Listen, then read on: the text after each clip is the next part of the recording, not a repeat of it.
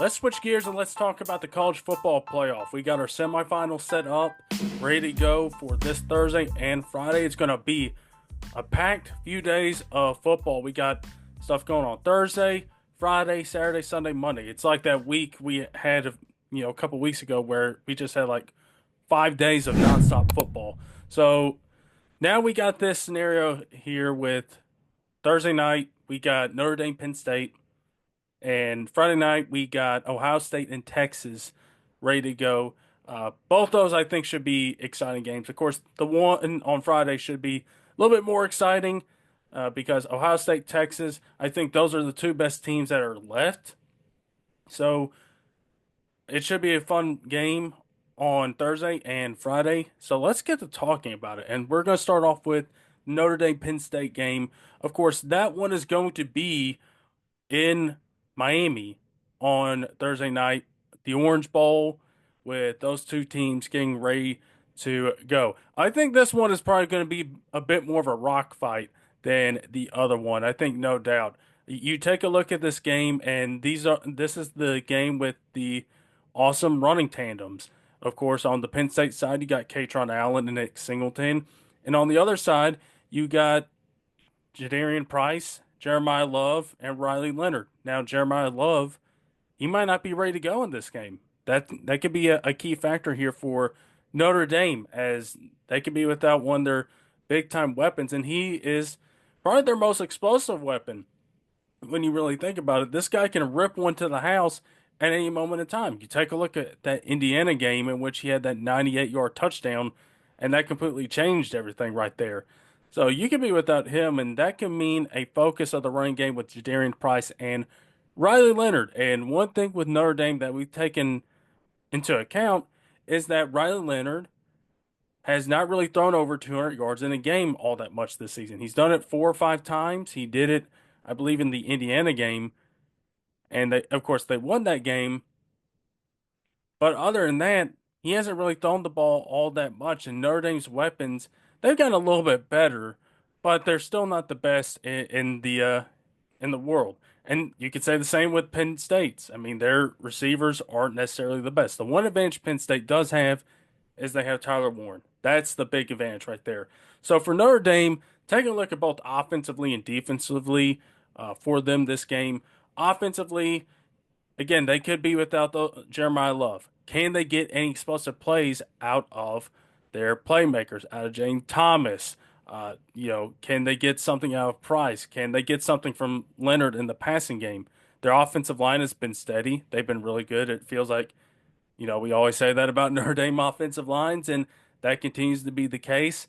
So, can they get any explosive plays out of the passing game and be able to maybe rely on ball control. If they're in a spot where they have a lead or they feel like they can run on Penn State's defense, then maybe you can see a heavy dose of ball control in which you rely on Price and you rely on Leonard running off tackles, maybe doing some zone reads type of stuff, just running the ball down Penn State's throats and saying, "Hey, if you can't stop it, then we're going to keep on running it."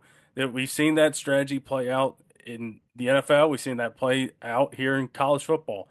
So you could see that happen, but Penn State's run defense is really stout. It's a really solid front. This is without a doubt the best defense I think that Notre Dame has seen as far as statistics. You take a look at what they've done. Of course, Georgia, they were really good too, but I think you take a look at what Penn State's done. Penn State has got some legit guys on there in that front seven that can make life really difficult. And you saw what Notre Dame did to a talented Georgia defense. You saw what they did, and they could implement that same strategy against the Nittany Lions. So we could see that on offense. Now, defense, Riley Mills, the defensive tackle, has been banged up here. Could they get him back? He and Howard Cross form not a Kenneth Graham, Mason Graham formidable duo, but nonetheless, they form a really good duo up front in the interior of that defensive line. So if you get him back, you have those two there. You have Bryce Young, the excellent freshman defensive end that's been able to make some plays. And you've had a lot of injuries on this Notre Dame defense, but they've had guys continually step up to the challenge and just continue to produce and act like, hey, next man up. That next man up mentality. So you have this Notre Dame defense here, and the secondary I think is probably the strength of it. You do have some good linebackers there and Kaiser there to really kind of help things out, but that secondary is where it's really good. There's some young pieces there, but there's some really good pieces. You got Benjamin Morrison, Xavier Watts leading the way, a dynamic corner safety duo right there, and that could present some problems for this Penn State offense. And speaking of that offense, how is Notre Dame going to defend Tyler Warren? How's that? What's the game plan there? Are they going to have a linebacker covering him? Are they going to have a safety covering him? Could that derail some of the defense right there, and you just pull some guys out to another spot where they might be needed, and the play's going that way? So that could be something to take in consideration here as far as defending Tyler Warren here, because this guy is a versatile playmaker. He lines up under center. He takes snaps. He takes snaps at running back, at quarterback. Wherever he is on the field, you got to keep an eye on him because he can make a play. He can make a play wherever he's at on the field. So how's Notre Dame going to defend him? I think is going to be the key thing to watch with this Fighting Irish defense. And this Irish defense it's really good. It's a really top-notch defense, and they can get after it too. And if you take a look at the Penn State Boise State tape, you saw Boise State be able to get after Drew Aller. And I think you take a look at that and it's like, well, hey, listen, Boise State, listen, they're good. They earned a top four seed, but we're more talented than them on that side of the ball. We got the dudes up front. So I think if you're Notre Dame, you take a look at that and like, I think we got a little bit of a game plan here, and you start to take bits and pieces from what Boise State did and try to get after Aller. Now, Aller is successful against the blitz. There haven't been a whole lot of huge plays coming out of that, but they've been successful nonetheless. So if you're able to get in Aller's face here and cause pressure like Boise State did, and listen, Boise State was just a couple of plays away from really making that a game. So Notre Dame, they got the talent edge as far as those two are concerned. So maybe Notre Dame might have something here if they're able to blitz Drew Aller and force him into some mistakes, get some pressure on him, uh, make that offense go off schedule to where you have a second along, a third along. If you can do that, you can really force Penn State into trying to pass it, which they lean on their running game. You got that dynamic duo back there, so that's something to keep in mind with this defense. As far as anything else I want to cover, I think that's it as far as what I have on my notes. But I think that's going to be. I think again one of the key things is how are they going to defend Tyler Warren? Who's going to cover him?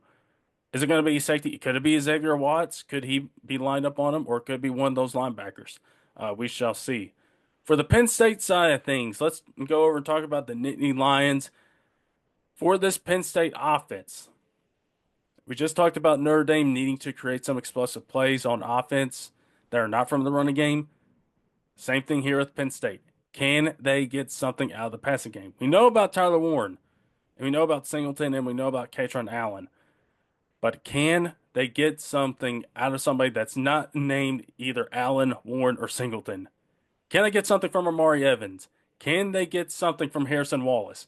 Can they get something from maybe like Julian Fleming, who they brought in from Ohio State this offseason? Can they get something out of anybody else? If you feel confident you're going to get something out of those your top three guys, great. But if you get something from somebody else, then that can really help you out on that side of the ball. Can really help out Drew Aller. Can really help out Andy Cole-Nicky, the offensive coordinator at Penn State, and saying like, okay, this guy is taking pressure off of these guys. That helps us out. So can one of those guys step up and contribute to this offense? Those guys can be burners, but they've been inconsistent. They've kind of come on, but still they haven't reached that level of where they're a top flight receiver. So can they get to that point here in this game? Because Penn State might need them to. Again, it's a young Notre Dame secondary, but it's a really talented secondary as well. So can one of those guys step up? Again, I feel like you know what you expect from Katron Allen and Nick Singleton. You know what you're going to expect out of those two. This is a tough Notre Dame defense that they're going against. It's not the toughest. I would say Ohio State is probably right up there along with Oregon, but they were able to get Oregon. So will they have success against this defense of Notre Dame? That's going to be the key thing right there. And also, I think just decision making in general, especially when it comes to if there's a fourth and short and you feel like you need to go for it, then I'm interested to see what happens here. Like, do we trust James Franklin in those types of scenarios?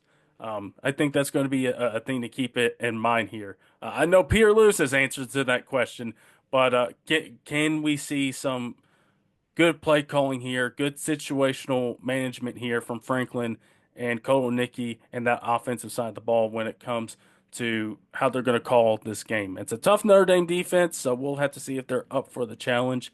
Uh, Now defensively, Abdul Carter has been was banged up in that game and against Georgia.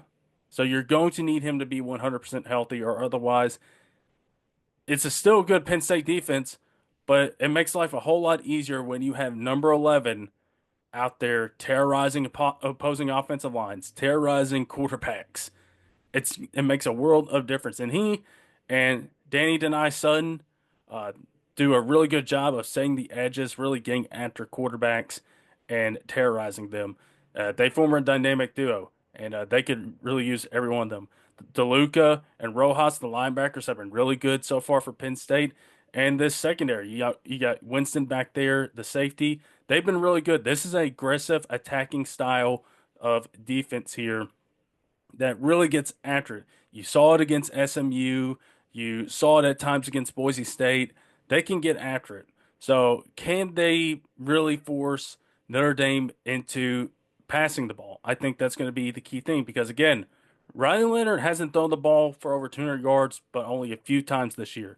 Can they force Notre Dame to pass the ball? Now, Riley Leonard can create with his legs, can improvise a little bit, so that's something to keep in mind. Maybe you have a linebacker on him, a quarterback spy, and just kind of keep an eye on him, make sure he doesn't do anything, get out of the pocket.